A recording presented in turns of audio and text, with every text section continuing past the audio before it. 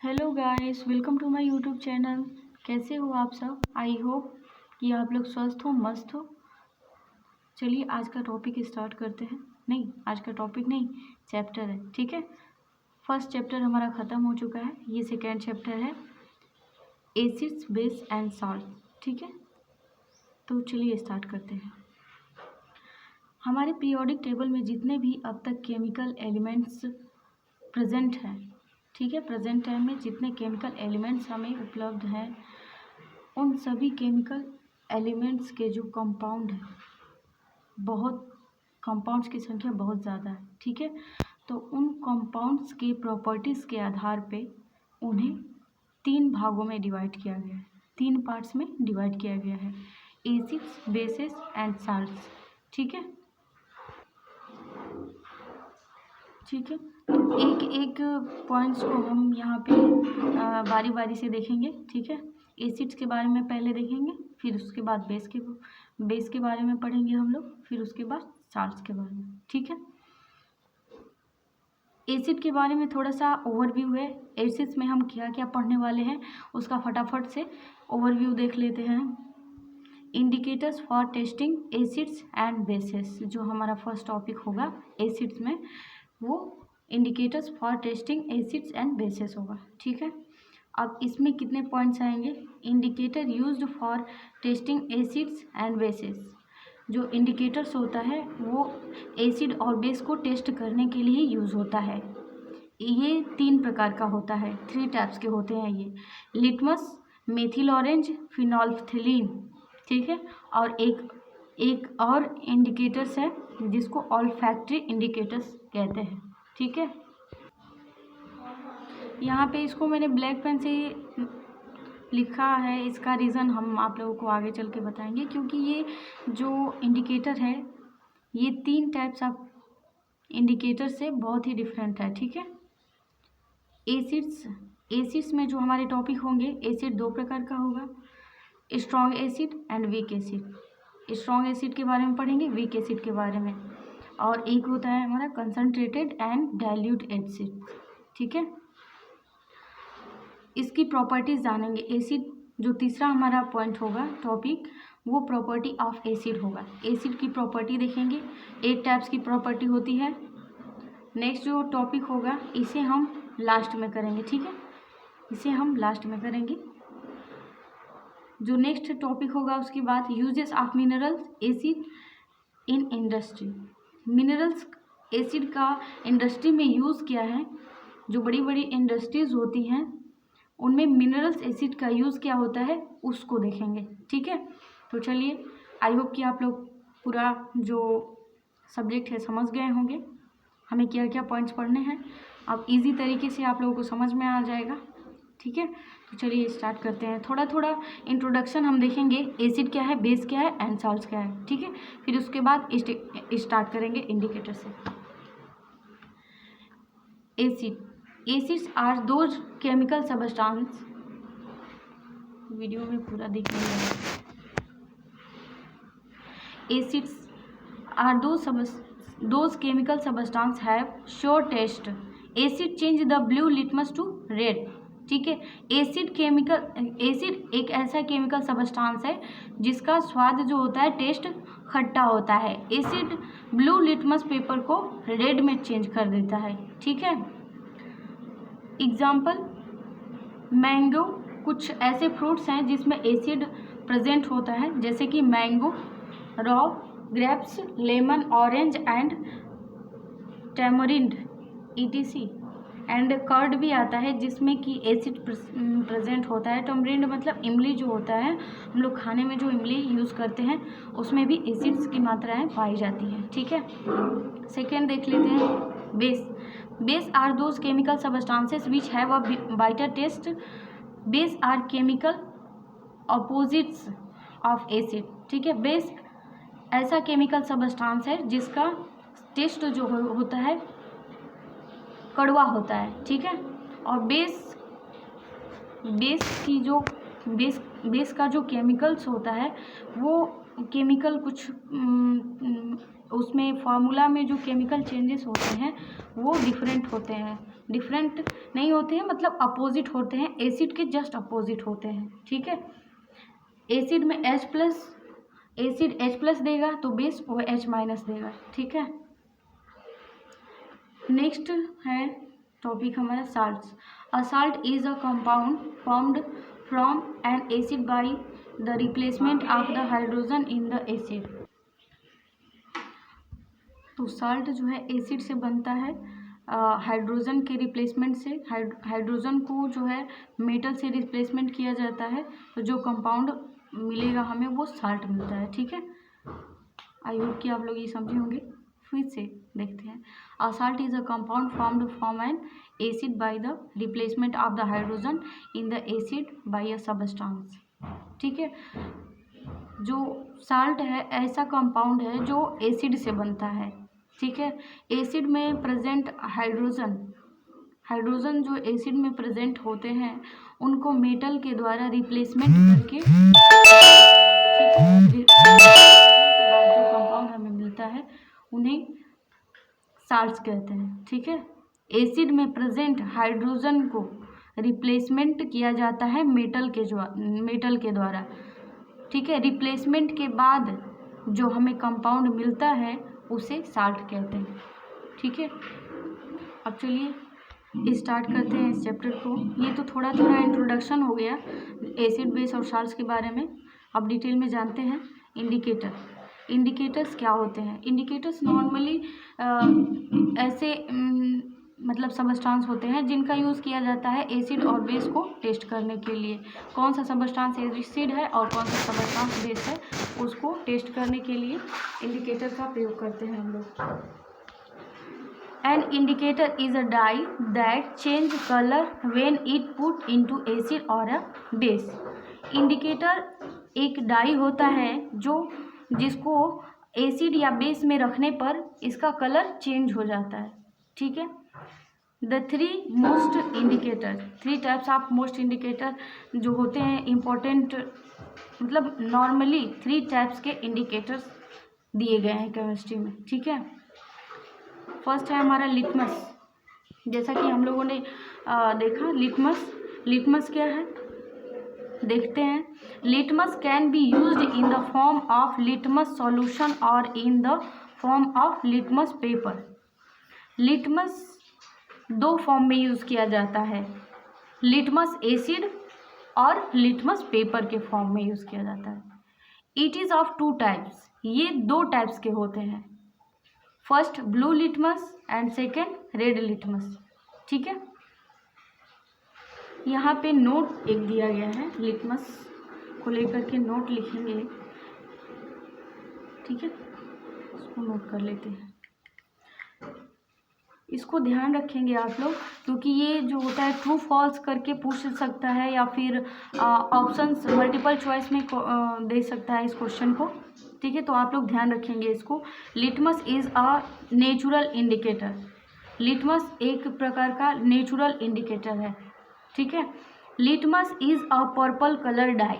Litmus जो है purple colour का डाई होता है, ठीक है। इसका जो नेचुरल कलर होता है लिटमस का वो पर्पल होता है। नेक्स्ट देख लेते हैं।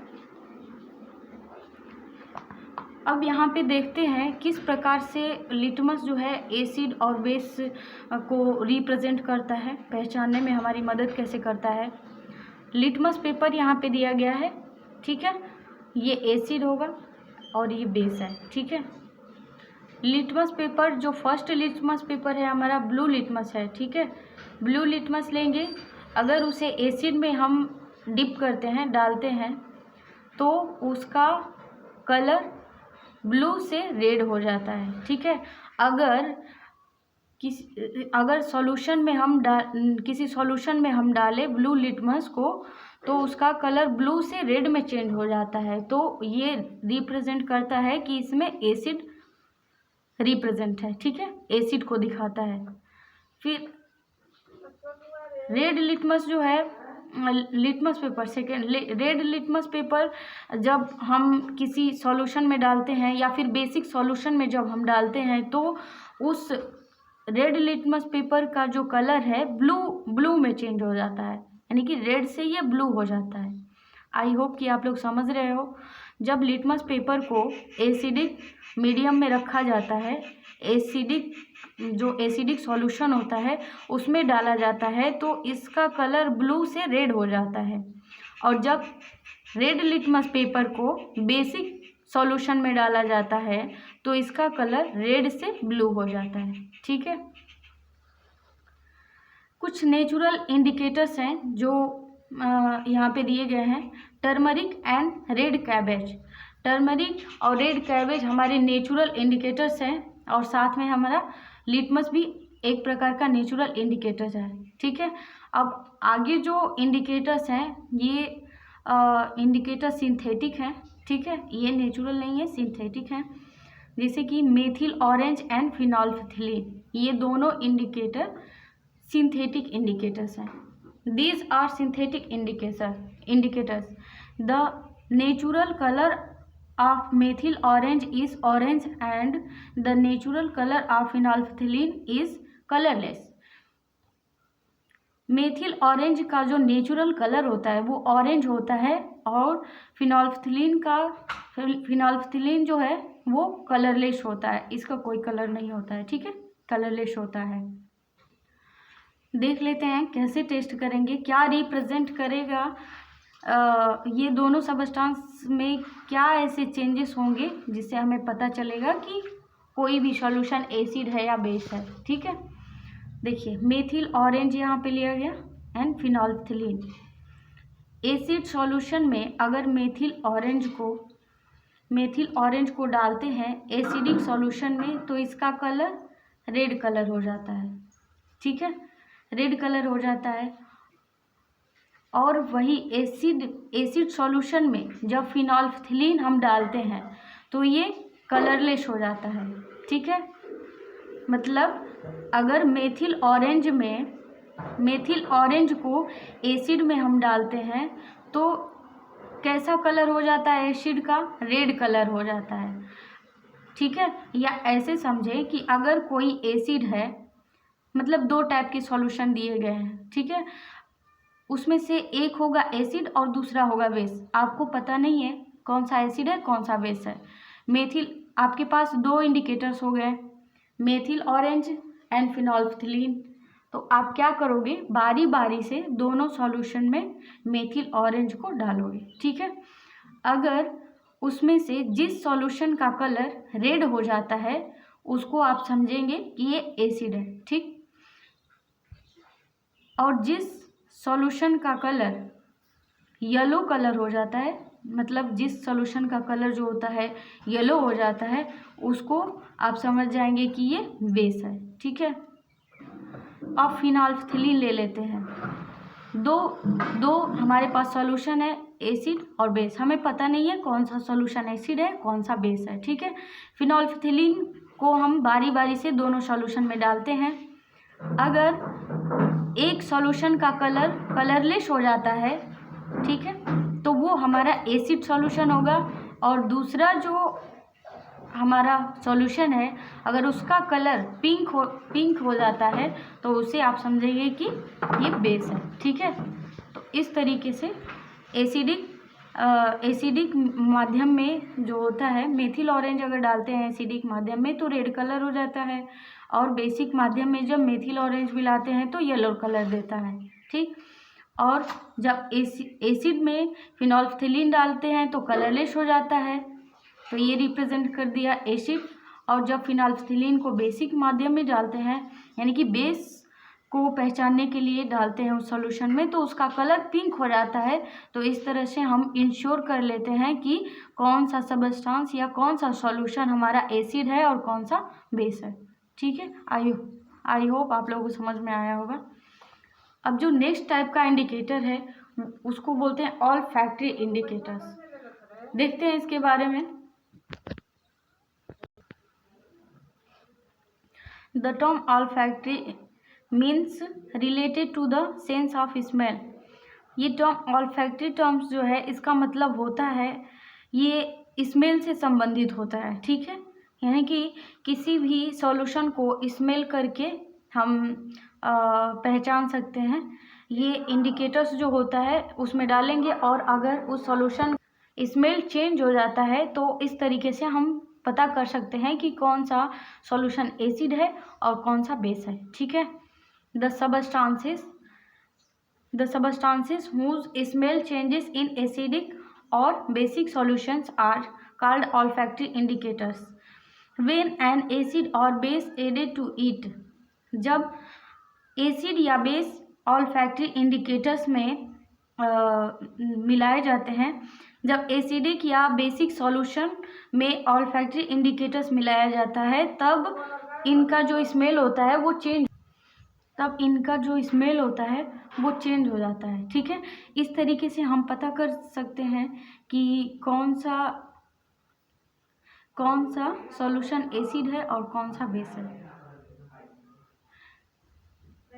Then its characteristic smell can not be detected.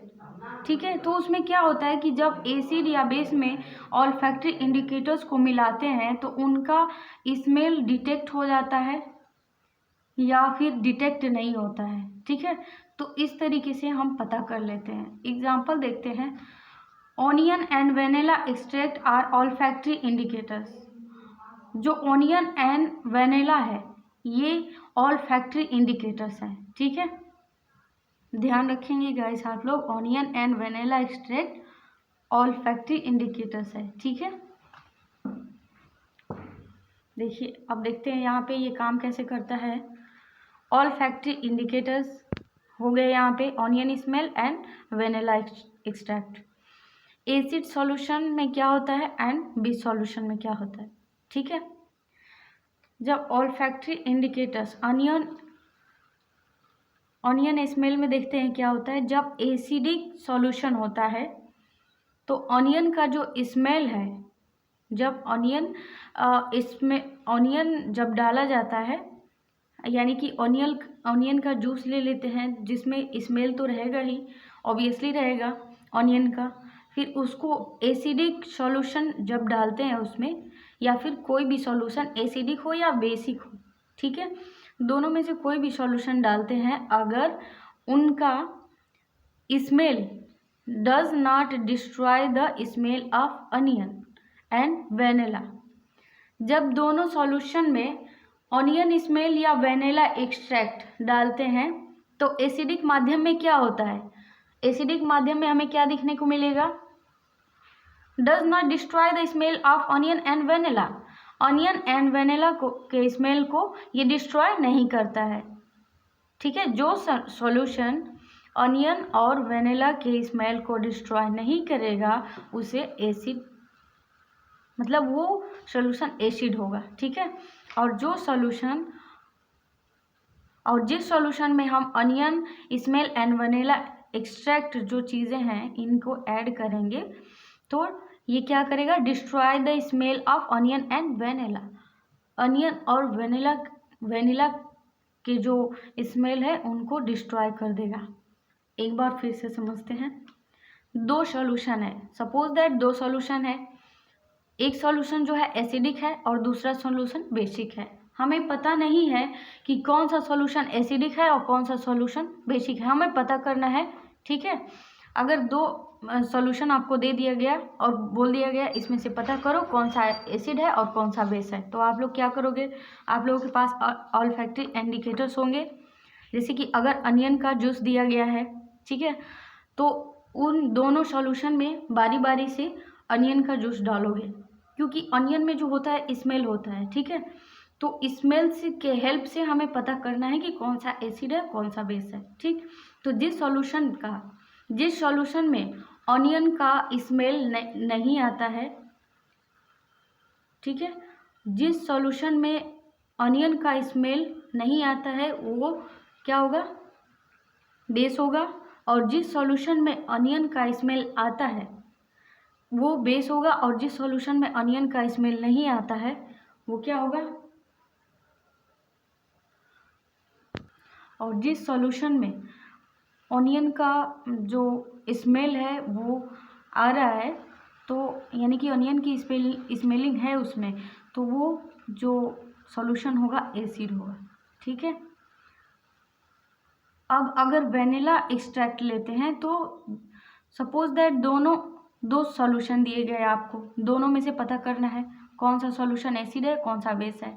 उसमें से आप लोग क्या करोगे, ऑल्फैक्टरी इंडिकेटर का मतलब वेनिला एक्सट्रैक्ट है आप लोगों के पास, बारी बारी से दोनों सॉल्यूशन में डालोगे, ठीक है। तो डालने के बाद आप लोग देखोगे क्या, ठीक है, जिस सॉल्यूशन में वेनिला का स्मेल डिस्ट्रॉय नहीं होता है उसे वो सॉल्यूशन क्या होगा, एसिड होगा, ठीक है। और जिस सॉल्यूशन से वेनिला का जो स्मेल है वो डिस्ट्रॉय हो जाता है तो वो सॉल्यूशन क्या होगा, बेस होगा, ठीक है। यानी कि बेसिक मीडियम में वेनिला का स्मेल नहीं आएगा और एसिडिक मीडियम में वेनिला का स्मेल आएगा, ठीक है। अब यहाँ से हमारा स्टार्ट होता है एसिड, ठीक है। तो चलिए स्टार्ट करते हैं। आई होप कि आप लोगों को समझ में आ रहा है और आप लोग कमेंट करके हमें बताएंगे समझ में आ रहा है या नहीं आ रहा है, ठीक है। फिर मैं दूसरे तरीके से भी ट्राई करूँगी इसको एक्सप्लेन करने के लिए। चलिए स्टार्ट करते हैं। Acid are those chemical substances which have a sour taste. Acid ऐसे केमिकल सबस्टांस है जिनका टेस्ट जो होता है खट्टा होता है। Acid change the colour of blue litmus to red. Acid blue litmus को रेड कलर में चेंज कर देते हैं, ठीक है। एग्जाम्पल ले लेते हैं, जैसे ऐसे फ्रूट्स जिसमें एसिड होते हैं तो वो है mango, raw grapes, lemon, orange और कर्ड भी होता है हमारा, जो हम लोग आमतौर पे घरों में देखते हैं कर्ड, ये सारी चीज़ें हम लोग यूज़ करते हैं, ठीक है।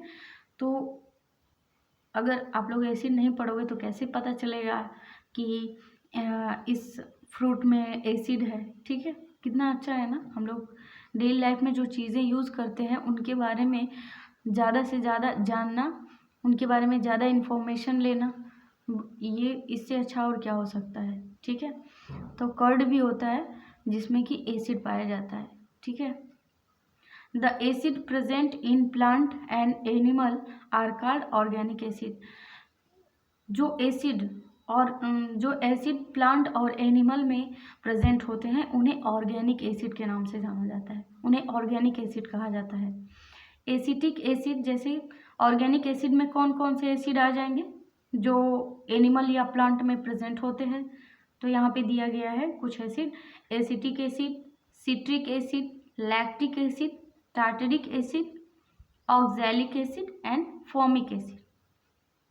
फॉर्मिक एसिड किस में प्रेजेंट होता है पता है, जब एंट में प्रेजेंट होता है, ठीक है। जब चींटी डंक मारती है तो उसके डंक में फॉर्मिक एसिड वो छोड़ती है, डंक एक्चुअली मारती है वो, मतलब फॉर्मिक एसिड छोड़ती है, तो इस वजह से वहाँ पे इचिंग होने लगती है, खुजली होने लगती है, ठीक है। तो चींटी में जो होता है फॉर्मिक एसिड पाया जाता है। चलिए अब देखते हैं next. Organic acid are naturally occurring acid. Organic acid जो होते हैं नेचुरल एसिड होते हैं, ठीक है। So it not harmful to eat और drink substance containing organic acid in them.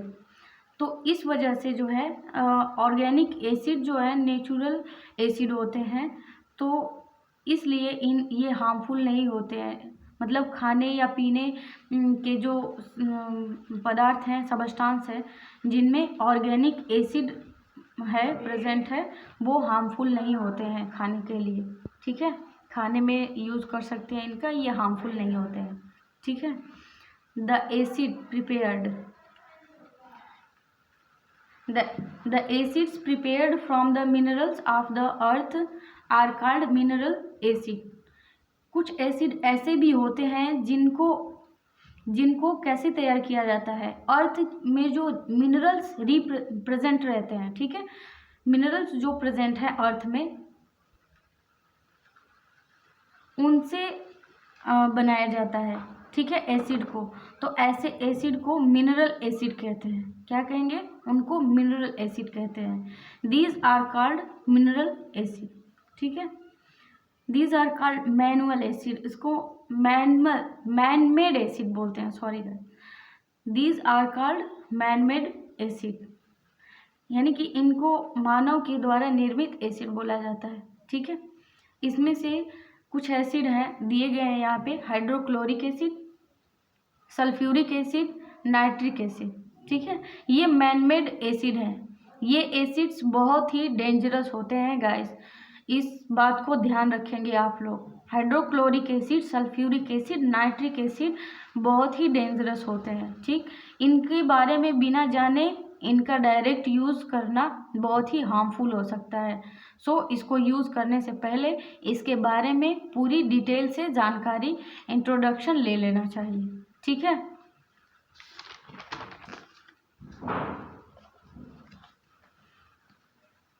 Acid जो होते हैं हमारे दो प्रकार के होते हैं, strong acid and weak acid.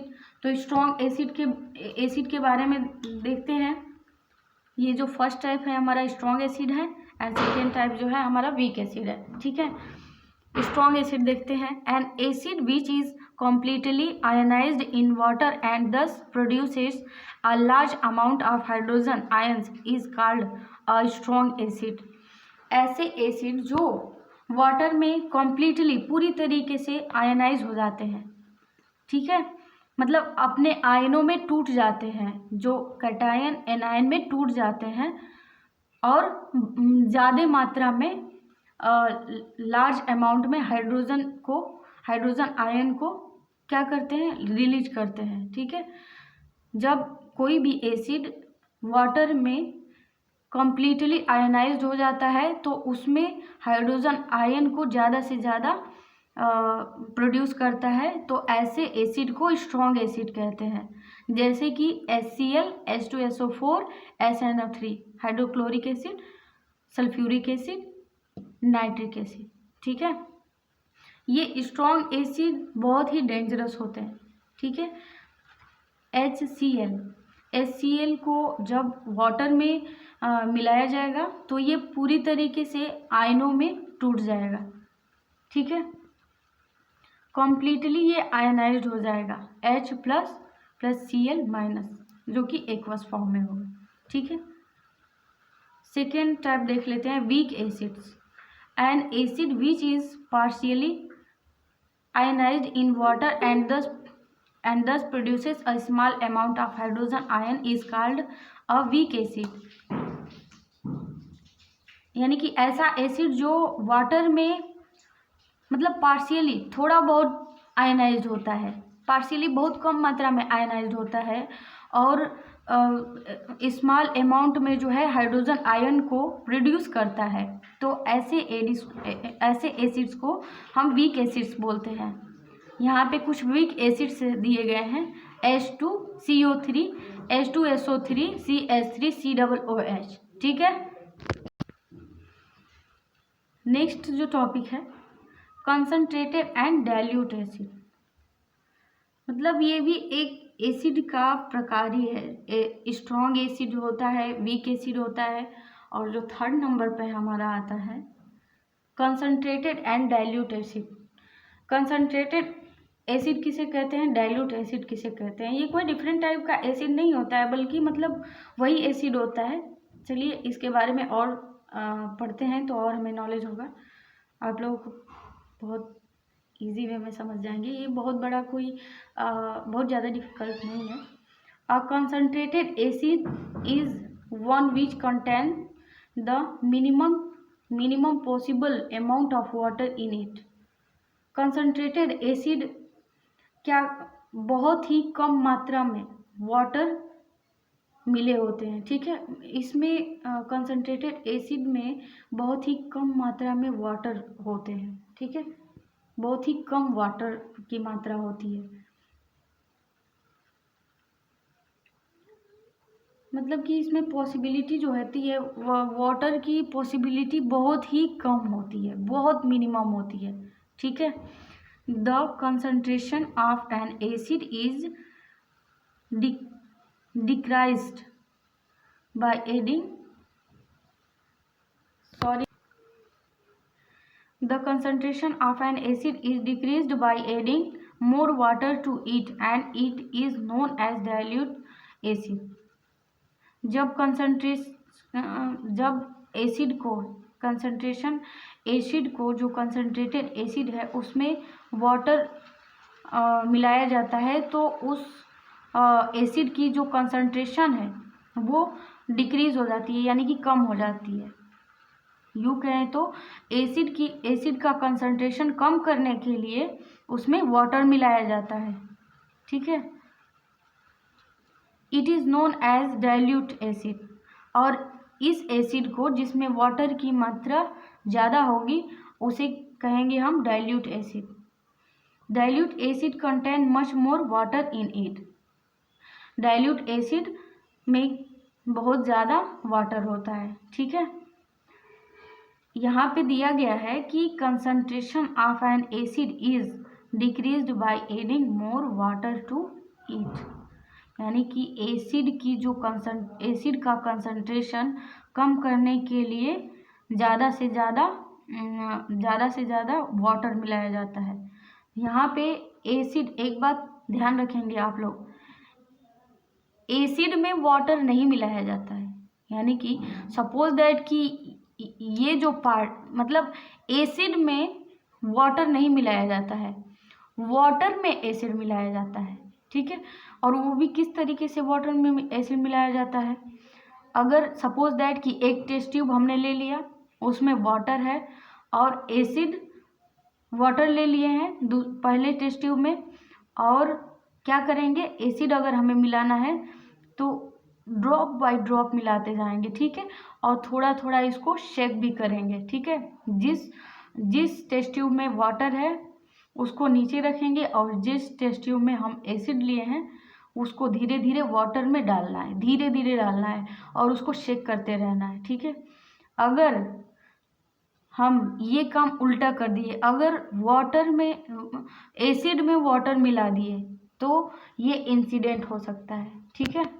तो एसिड और बेस इतना खतरनाक होते हैं जो इंसिडेंट करवा सकते हैं, ठीक है। इसलिए इसके बारे में डिटेल जानकारी लेना बहुत ज़रूरी है, तब लेबोरेटरी में आप लोग एक्सपेरिमेंट कर सकते हैं, ठीक है। बहुत ही हार्श और ख़तरनाक केमिकल होते हैं उसमें।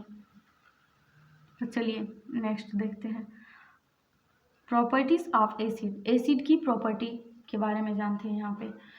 फर्स्ट जो हमारी प्रॉपर्टी है, acids have a sour taste. Acid का जो टेस्ट होता है वो खट्टा होता है। सेकेंड प्रॉपर्टी है, acids turn blue litmus to red. Acid जो है ब्लू लिटमस पेपर को रेड कलर में चेंज कर देता है। Third, acids solution contain electricity.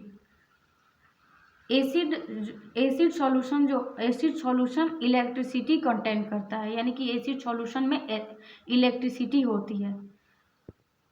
हाँ होगी, क्योंकि जैसे आप लोगों ने पहले देखा कि एसिड को जब वाटर में डाला जाता है तो वो कम्प्लीटली आयनाइज्ड हो जाता है, तो जहाँ पे आयंस होते हैं वहाँ पे इलेक्ट्रिसिटी तो ज़रूर होगा, ठीक है। तो एसिड सॉल्यूशन कंटेन इलेक्ट्रिसिटी। यहाँ पे इलेक्ट्रोलाइट्स है गाइस, यहाँ पे ध्यान देंगे। इलेक्ट्रोलाइट्स मतलब जब एसिड जो है वाटर में मिलाया जाता है तो एसिड अपने आयनों में टूट जाता है, ठीक। तो उस अपने आयनों में कम्प्लीटली, मतलब टूटने का मतलब कि आयनाइज्ड हो जाता है, ठीक है। तो उस आयनाइज्ड होने को ही हम इलेक्ट्रोलाइट्स कहते हैं, यानी कि कैटायन में और एनायन जो है एनायन में भी आयोनाइज्ड हो जाता है, और इसी प्रक्रिया को इलेक्ट्रोलाइट्स कहते हैं, उसी को इलेक्ट्रोलाइट्स कहते हैं, ठीक है। नेक्स्ट देखते हैं, फोर्थ जो प्रॉपर्टी है, acids react with metal to form hydrogen gas. Acid किससे रिएक्ट करता है? एसिड मेटल से रिएक्ट करता है और हाइड्रोजन गैस बनाता है। एसिड मेटल से रिएक्ट करके हाइड्रोजन गैस बनाता है। देखते हैं कैसे रिएक्शन होता है। मेटल प्लस एसिड, प्रोडक्ट हमें मिलेगा। प्रोडक्ट में क्या मिलेगा? मेटल और एसिड जब रिएक्शन करेंगे तो प्रोडक्ट में क्या मिलेगा हमें? मेटल और एसिड क्या होंगे, रिएक्टेंट होंगे, और इधर जो हमें मिलेगा प्राप्त होगा वो प्रोडक्ट होगा। तो साल्ट प्लस हाइड्रोजन गैस, जो प्रोडक्ट हमें मिलेगा वो साल्ट एंड हाइड्रोजन गैस होते हैं। तो मेटल में क्या हो गया, जिंक प्लस एसिड हो गया हमारा H2SO4 जो कि स्ट्रॉन्ग एसिड है।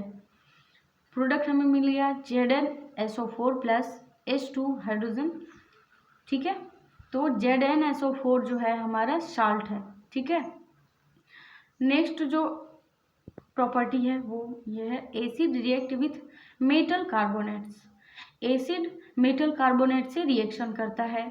देखते हैं क्या मिलता है हमें, metal plus carbonate plus acid, metal carbonate, sorry guys यहाँ पे प्लस नहीं है, गलती से लिखा गया है, मेटल कार्बोनेट प्लस एसिड।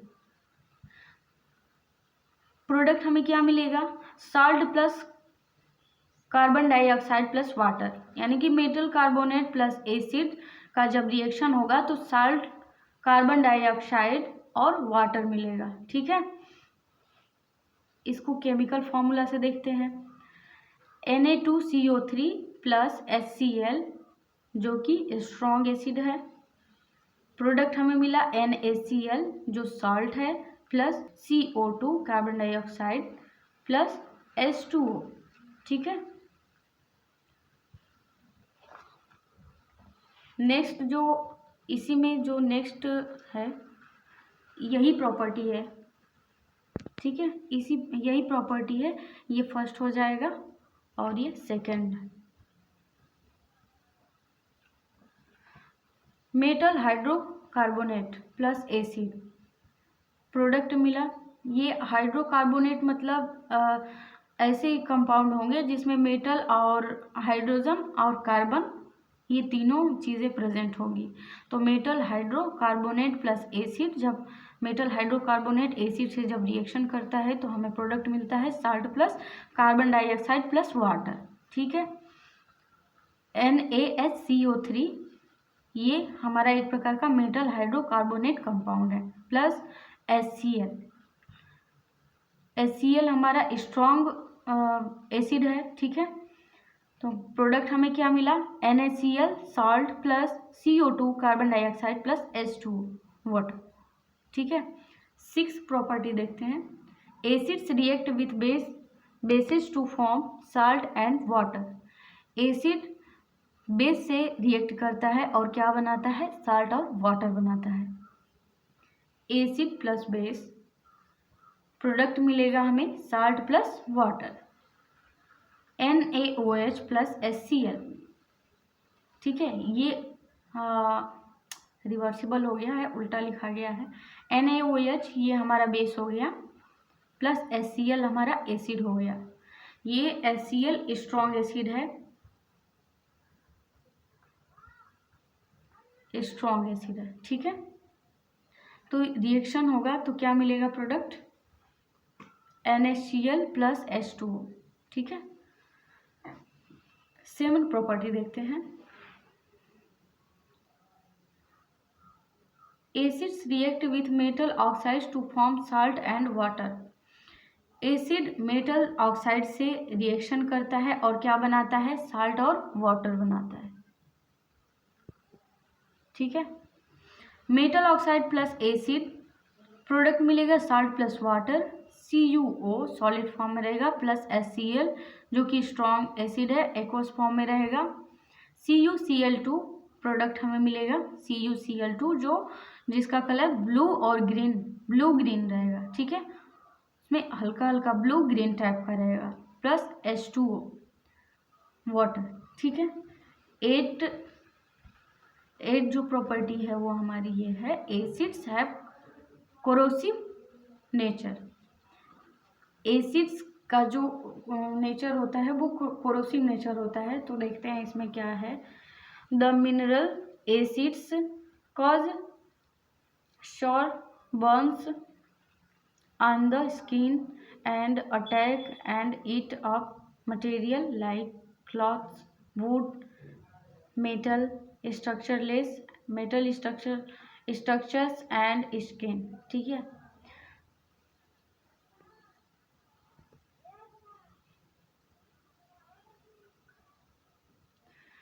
ये मिनरल एसिड जो होते हैं, कोरोसिव नेचर, एसिड का जो होता है नेचर एक कोरोसिव नेचर होता है, ये एक प्रॉपर्टी है, ठीक है। जब मिनरल्स एसिड को अगर मिनरल एसिड हमारे स्किन पे पड़ जाए तो क्या कर देता है, स्किन को जला देता है, ठीक है। अगर ये एसिड मटेरियल लाइक कि क्लॉथ्स पे पड़ जाए, वुड अगर लकड़ी पे पड़ जाता है, या मेटल से के जो बने चीज़ें हैं उन पे पड़ जाता है, तो वो क्या करता है, उन्हें डिस्ट्रॉय कर देता है, ईट अप मतलब खा जाता है उन्हें, ठीक है। कपड़े पे अगर गिरता है तो इसे जला देता है, वुड पे गिरेगा तो वहाँ पे ब्लैक कर देगा, उसे भी जला देगा। मेटल के जो स्ट्रक्चर्स होते हैं उन्हें भी डिस्ट्रॉय कर देता है, मतलब धीरे धीरे उनमें जंग लग जाता है, और इस तरीके से वो ख़त्म हो जाते हैं, ठीक है। इसीलिए ये बहुत ही डेंजरस होते हैं एसिड, ठीक है। Note number 1, acid are never stored in metal containers because they gradually corrode and eat up the metal containers। एसिड को कभी भी मेटल कंटेनर्स में नहीं रखना चाहिए, ठीक है। नोट नंबर 1 है हमारा, एसिड को कभी भी मेटल के कंटेनर्स में नहीं रखा जाता है और नहीं रखना चाहिए, क्योंकि ये धीरे धीरे मेटल को ख़त्म कर देते हैं, खा जाते हैं। मतलब कि जब एसिड किसी मेटल पे पड़ता है तो उसमें धीरे धीरे जंग लगना शुरू हो जाता है, जो रेडिश ब्राउन कलर का होता है, ठीक है। तो इस तरीके से मेटल ख़त्म हो जाता है। Acid are stored in containers made of glass and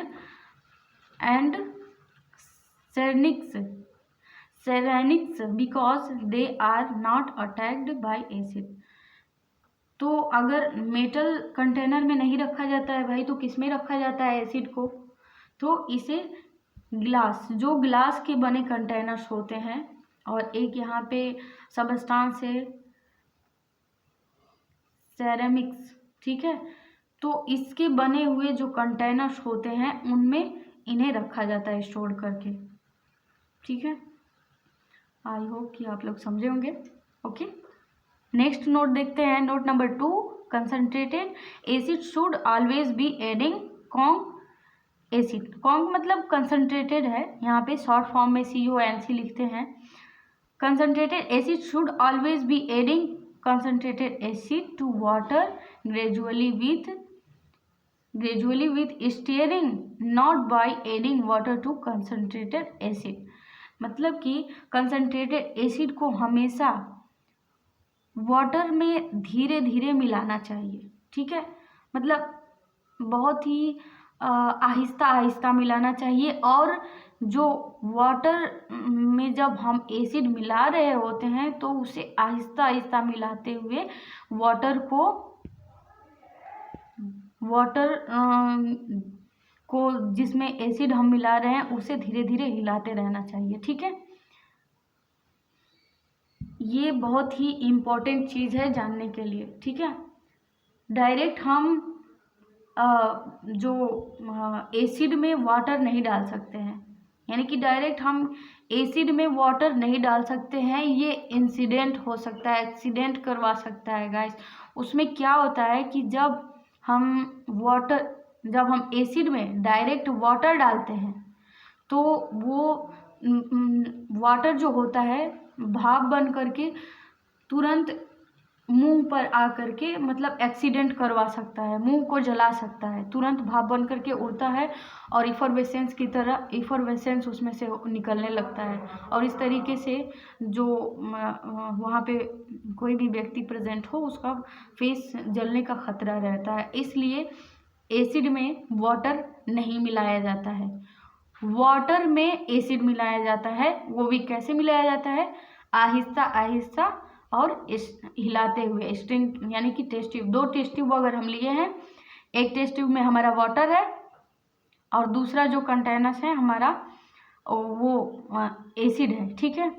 तो क्या करेंगे हम कि एसिड को वाटर वाले टेस्ट ट्यूब में धीरे धीरे डालेंगे और हिलाते रहेंगे वाटर के टेस्ट ट्यूब को, ठीक है।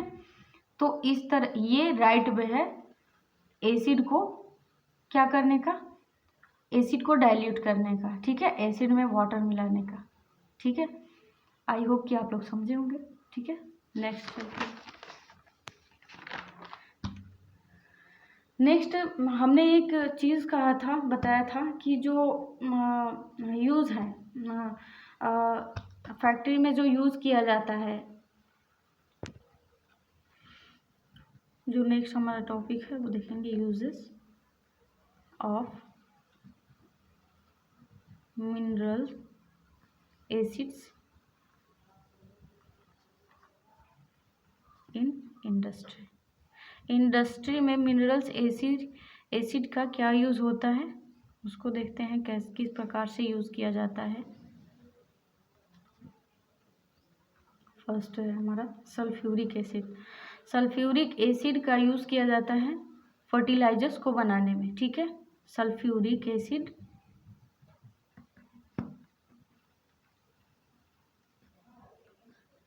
is used in the manufacturing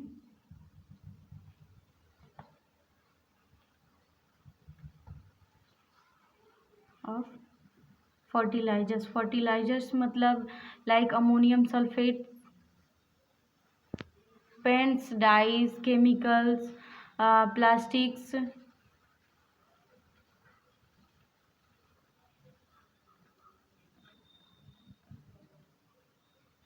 ठीक है। तो इस तरीके से पेंट्स और डाइज, केमिकल्स, प्लास्टिक्स को बनाने में सल्फ्यूरिक एसिड्स का प्रयोग होता है। लिख लेंगे आप लोग, like paints, dyes, chemicals, plastics, etc। Okay, next point देख लेते हैं।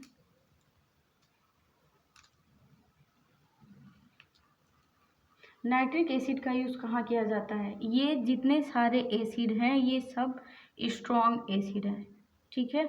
आई होप कि आप लोगों को याद हो गया होगा। अगर नहीं याद हुआ तो remember it, this is very important for making fertilisers.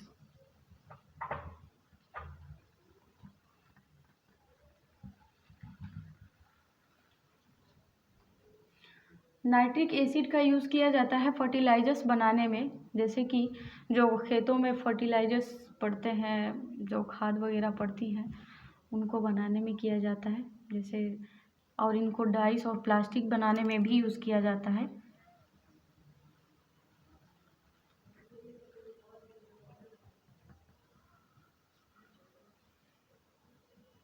कभी आपने सोचा है कि जो हमारे खेतों में जो फर्टिलाइजर्स पड़ते हैं वो कैसे बनते हैं? हमारी केमिस्ट्री की ही देन है। एक्सप्लोसिव्स, TNT का नाम आपने सुना है कभी? TNT, ट्राई नाइट्रोटोलुइन, इसका फुल फॉर्म होगा try nitrotoluene.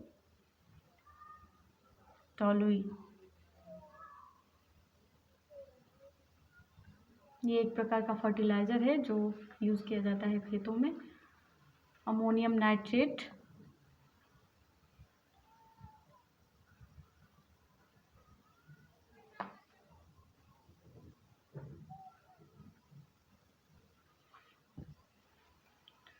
Third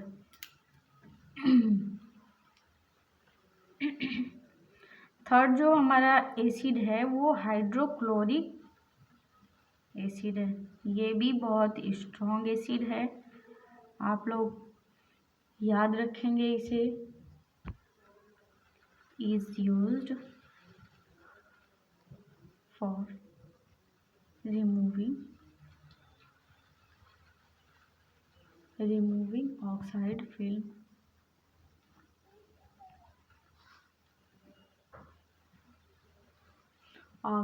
film from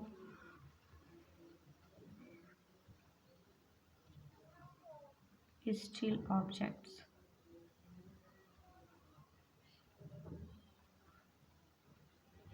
ठीक है, तो हाइड्रोक्लोरिक एसिड का जो यूज है वो ऑक्साइड को रिमूव करने के लिए यूज़ किया जाता है। किससे?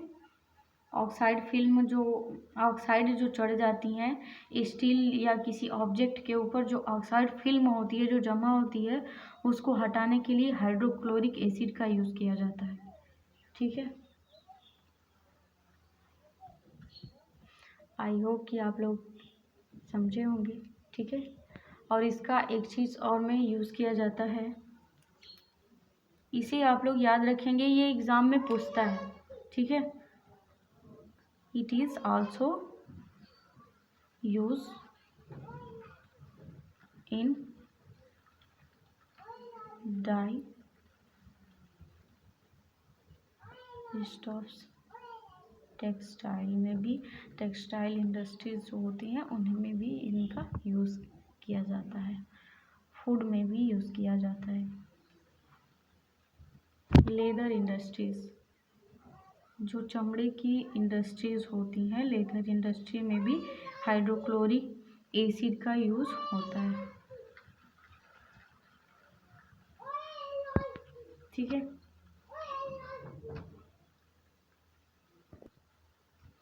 देखिए मतलब आई होप कि आप लोगों को समझ में आया होगा। ठीक है, मतलब इसका जान लेते हैं। Sulphuric acid is used in the manufacture of fertilisers. Sulphuric acid का यूज़ किया जाता है फर्टिलाइजर्स को बनाने में, जैसे कि paints, dyes, chemical, plastics, etc.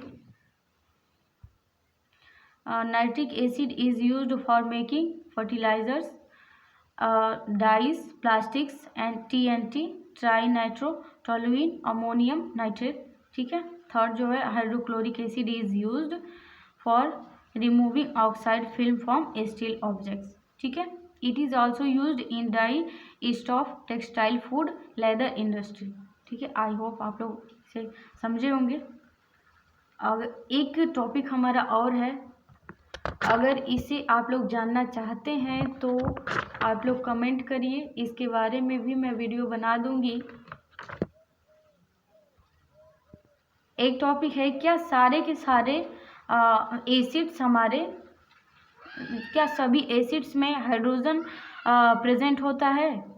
ये क्वेश्चन है ना, कि क्या सभी एसिड जो है हाइड्रोजन देते हैं, हाइड्रोजन आयन देते हैं, या फिर कुछ एसिड ऐसे भी होते हैं जो हाइड्रोजन आयन नहीं देते हैं? क्योंकि हमारे एसिड का डेफिनेशन ही है कि जो सॉल्यूशन, जो सबस्टांस हमें H+ आयन देता है उन्हें एसिड कहते हैं।